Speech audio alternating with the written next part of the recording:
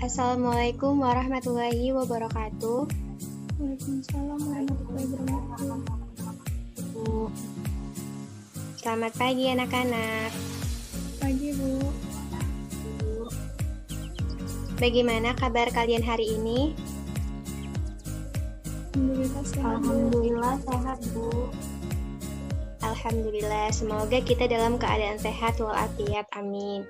Nah, di sini sebelum Ibu memulai pelajaran kita hari ini, Ibu akan mengabsen kalian terlebih dahulu. Sebelumnya, adakah yang tidak hadir pada pagi hari ini? Tidak ada, Bu.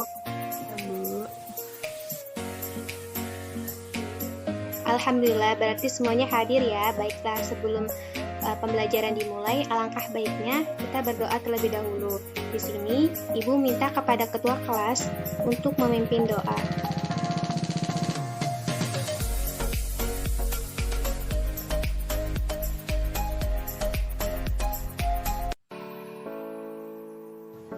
Baik, sebelum memulai pelajaran, alangkah baiknya kita berdoa terlebih dahulu. Berdoa dimulai.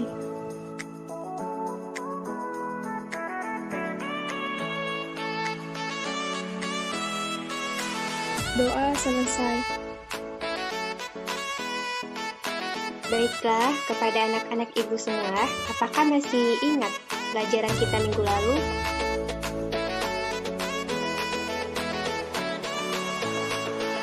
Masuk, Bu. Ya, Tiara mau berpendapat ya? Iya, Bu. Ya, silahkan Tiara. Nah, baik, Bu. Materi minggu lalu itu mengenai sel, di mana sel ini merupakan unit terkecil yang tersusun atas membran sel, sitoplasma, dan organel sel. Nah, membran sel ini bersifat selektif semi-permeabel dengan menyusun berupa dua lapis fosfolipid, protein, karbohidrat, dan kolesterol. Untuk sitoplasma ini merupakan cairan sel yang dinamis dan eksositosis. Dan organel merupakan suatu matriks seperti retikulum endoplasma, ribosom, badan mikrolisosom, dan mitokondria. Sekian, Bu. Terima kasih kepada Tiara, sudah cukup baik ya. Nah, untuk materi kita hari ini, kita akan membahas mengenai jaringan pada tumbuhan. Sebelum Ibu menampilkan materi kita hari ini, Ibu akan menyampaikan tujuan pembelajaran kita hari ini. Setelah kita melakukan proses pembelajaran hari ini, nantinya peserta didik mampu mengidentifikasi jenis jaringan pada tumbuhan, mampu menganalisis struktur dan fungsi jaringan tumbuhan, dan mampu menyajikan data hasil pengamatan struktur jaringan pada organ tumbuhan.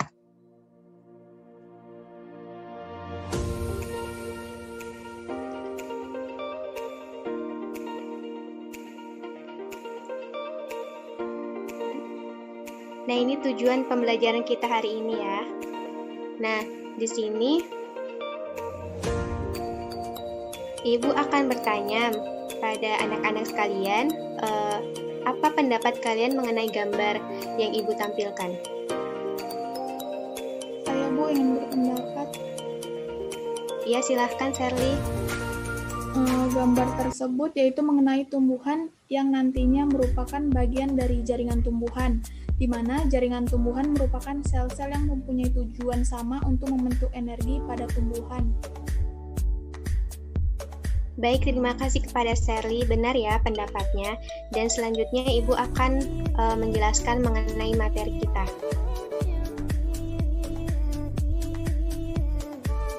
Nah, yang pertama ini jaringan meristem. Ada yang pernah dengar nggak?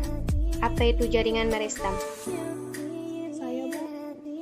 Ya, silahkan. Menurut saya, jaringan meristem itu merupakan jaringan yang memiliki sel-sel aktif membelah diri, Bu. Dan jaringan meristem ini berada di ujung batang dan di ujung akar, Bu. Nah, benar ya.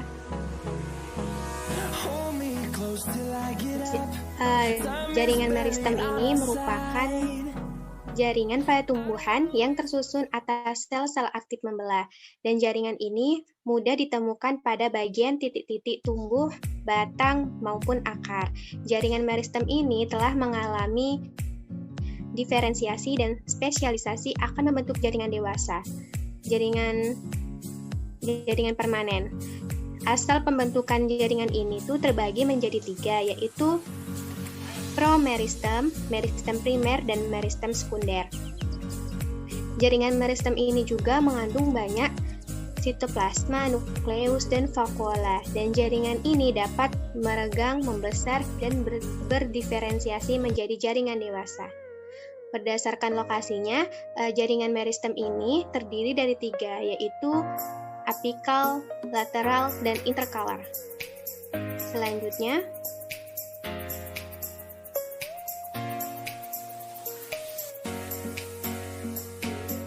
nah, pada jaringan meristem itu tadi ada namanya jaringan permanen kan. Jaringan permanen ini merupakan jaringan yang telah tetap bentuknya dan sangat terbatas kemampuannya untuk membelah atau memperbanyak diri kecuali jaringan parenkim. Dan jaringan permanen ini ada namanya jaringan epidermis yang berperan dalam jaringan tertutup. Jaringan parenkim ini bentuknya bulat, tersusun atas beberapa lapis sel, tidak rapat dan banyak terdapat ruang antara sel. Jaringan ini terdiri atas beberapa macam seperti parenkim palisade, parenkim spons, parenkim kulit kayu, dan parenkim kayu. Selanjutnya, di sini ada jaringan penyokong, di mana jaringan ini mempunyai penebalan pada selnya dari bahan lignin atau selulosa untuk memperkokoh dirinya tanaman.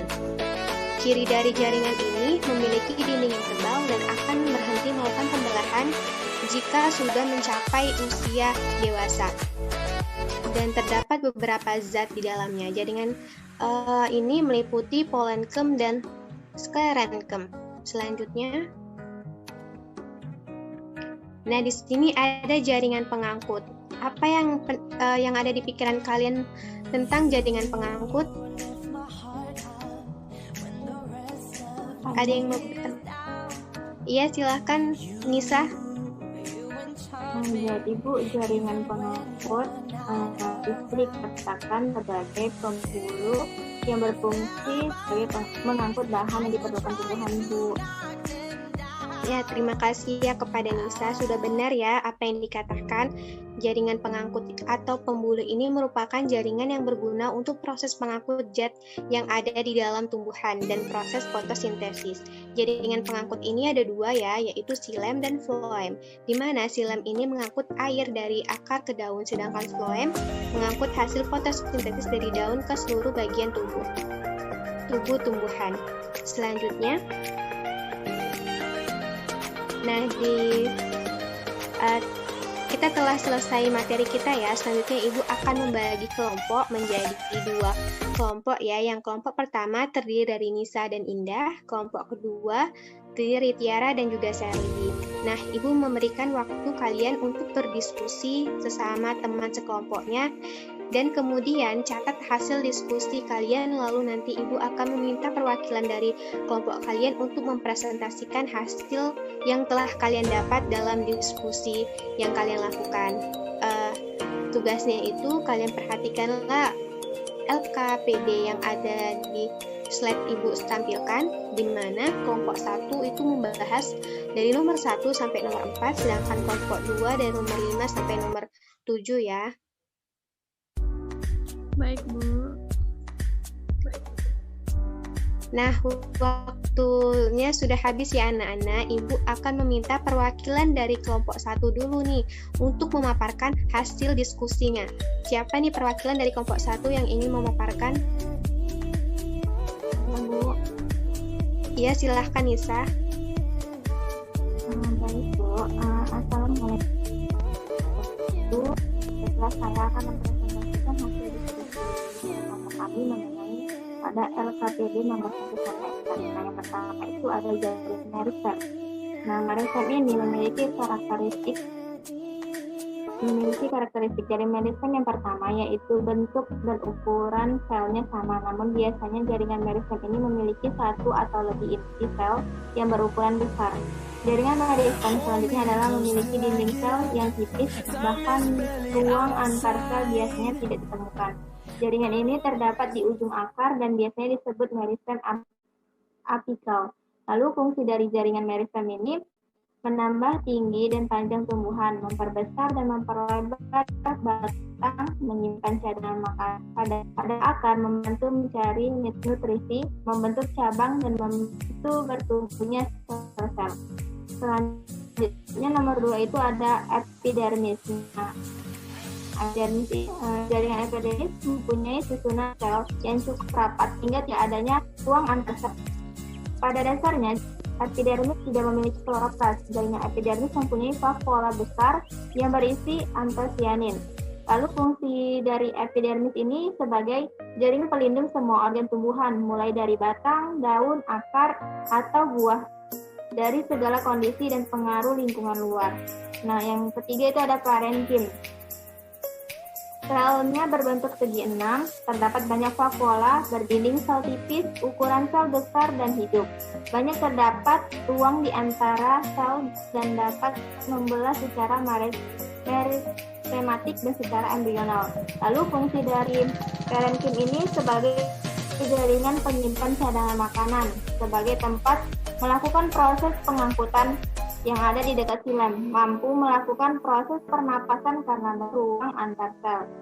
Nah, yang keempat itu ada kolenkim ini berbentuk memanjang dan sejajar dengan pusat organ yang ditempati.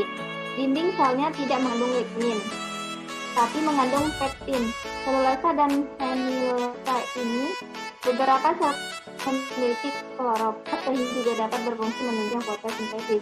Lalu fungsi dari kolenkim ini yaitu jaringan dapat menjadi pengganti kolenkim jika tumbuh tempat kolenkim berada tidak berdiferensiasi menjadi skim. Penebalan dinding sel kolenkim yang lebih tebal terpengaruh oleh tekanan mekanik atau angina dan beban pada ranting. Sekian Bu, terima kasih Bu.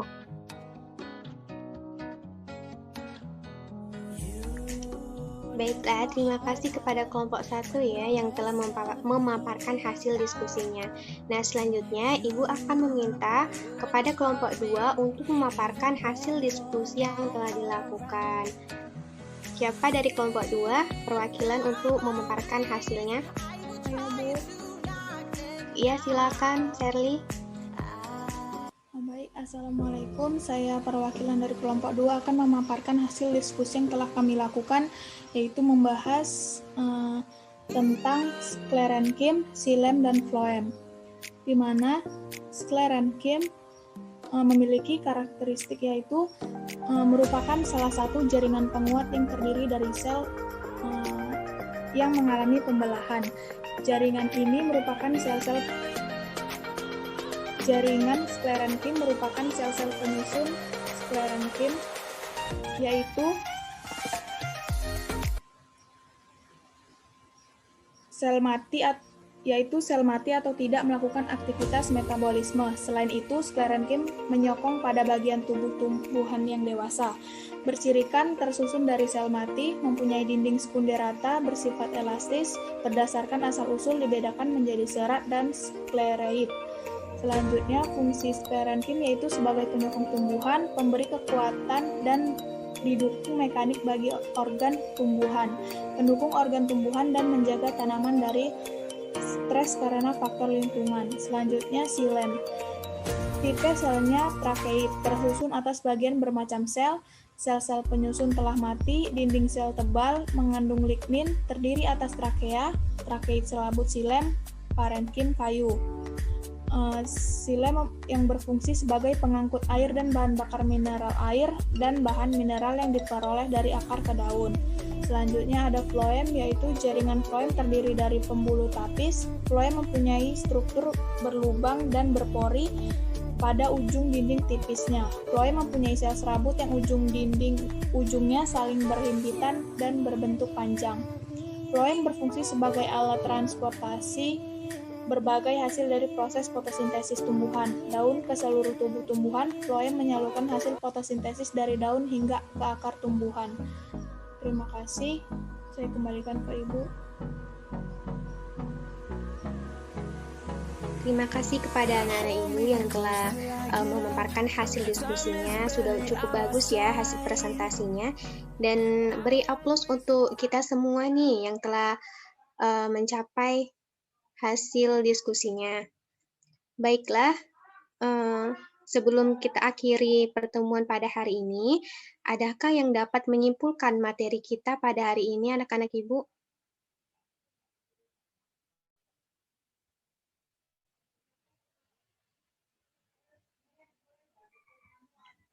Saya, Bu. Iya, silakan Tiara. Nah, jadi kesimpulan pada materi hari ini yaitu tumbuhan tersusun atas banyak sel. Sel-sel itu pada tempat tertentu membentuk jaringan. Jaringan adalah sekelompok sel yang mempunyai struktur dan fungsi yang sama dan terkait oleh bahan antar sel membentuk suatu ketentuan. Seiring tahap perkembangannya, jaringan penyusun tubuh tumbuhan dapat dibedakan menjadi dua macam, yaitu jaringan meristem dan jaringan dewasa. Terima kasih, Bu. Terima kasih kepada Tiara yang sudah memaparkan kesimpulan kita hari ini. Nah, sebelum Ibu mengakhiri semuanya, Ibu minta kalian untuk mengerjakan LKPD di rumah ya, untuk nomor 2 ini, yang dikumpulkan pada pertemuan selanjutnya. Dan akhir kata, mari kita ucapkan Alhamdulillah. Dan Ibu akhiri dengan Assalamualaikum warahmatullahi wabarakatuh. Waalaikumsalam warahmatullahi wabarakatuh. Terima kasih, Bu.